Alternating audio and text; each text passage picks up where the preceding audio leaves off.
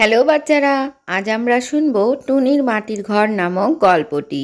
শুরু করা যাক তাহলে। এবছর জঙ্গলে প্রচণ্ড গরম বেড়ে গেছিল। সমস্ত পাখিরাই তাই ঘর থেকে বাইরে বেরিয়ে এসেছিল একটু হাওয়ার আশায়, কিন্তু ঠান্ডা হাওয়া তো নেই, উল্টে এতটাই গরম তারা সেখানে থাকতেই পারছিল না। আরে পাখিরা, এবারে দেখেছো এত গরম, আমরা যে কিভাবে বেঁচে থাকবো আমি তো কিছু বুঝতেই পারছি না। আমাদের বাসাতেও খুবই গরম, আর বাইরেও একটুও হাওয়া নেই। এরপর টুনি পাখির ঘরে কালু কাক এসে হাজির হয়।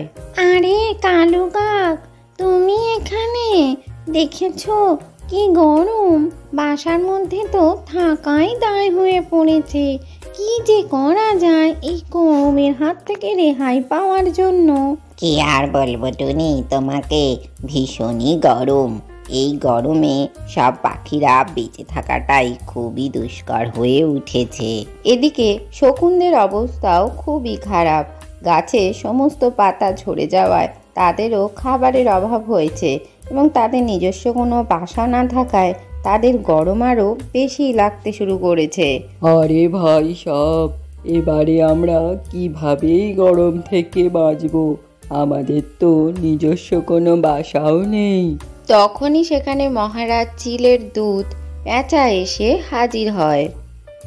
মহারাজ চিল আমাকে এখানে পাঠিয়েছে তোমাদের কথা জানাতে যে জঙ্গলে এবারে খুবই গরম পড়েছে। তোমরা নিজেদের বাসার মধ্যেই থাকার চেষ্টা করো, আর সন্ধে হলে তারপরেই বাসা থেকে বেরিও। বাসা? বাসা আবার কে বানাবে? তুমি আমাদের একটা ব্যবস্থা করে দাও না পেঁচা ভাই, মহারাজকে বলে। আমি আমার নিজের জন্যই কিছু ব্যবস্থা করতে পারছি না, আবার তোমাদের ব্যবস্থা করে দেব। যাও যাও, নিজেদের ব্যবস্থা নিজেরাই করে নাও। তাহলে তোমাকে জ্ঞান দিতে এখানে কে আসতে বলেছিল?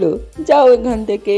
এই কথা শুনে পেঁচা সেখান থেকে উড়ে চলে যায়।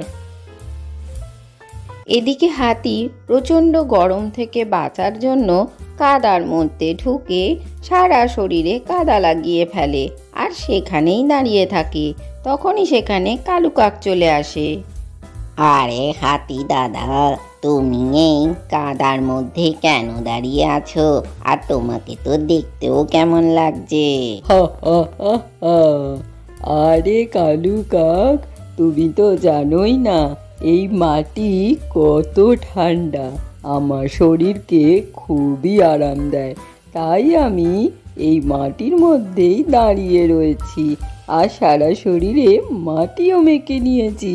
এই কথা শুনে কালু কাক সেখান থেকে উড়ে চলে যায়, আর তারপর এসে টুনি পাখির বাসায় গিয়ে পৌঁছে যায়। আরে টুনি, তুমি কি জানো আমি মাত্র কি দেখে এলাম?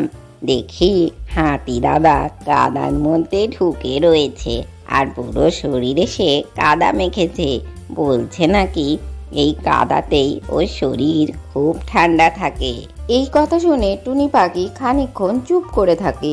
তারপরে সে কাককে বলে, আচ্ছা কালু কাক দাদা, আমরাও যদি এর থেকে একটা আইডিয়া পেতে পারি, হাতি দাদার শরীর যদি কাদায় ঠান্ডা করতে পারে, আমরাও যদি মাটি দিয়ে ঘর বানাই, তাহলে তো সেই ঘরও খুবই ঠান্ডা হবে, আর আমাদের এই গরম থেকে রেহাইও দেবে।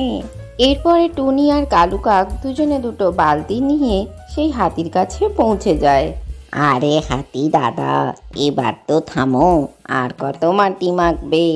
এরপরে তারা দুজনে বালতি ভরে মাটি নিয়ে এক জায়গায় জড়ো করতে থাকে। সেখানে অন্যান্য পাখিরাও এসে হাজির হয়। আরে কালু কাক, এত মাটি তোমরা কেন জোগাড় করেছো? মাথা কি খারাপ হয়ে গেল নাকি?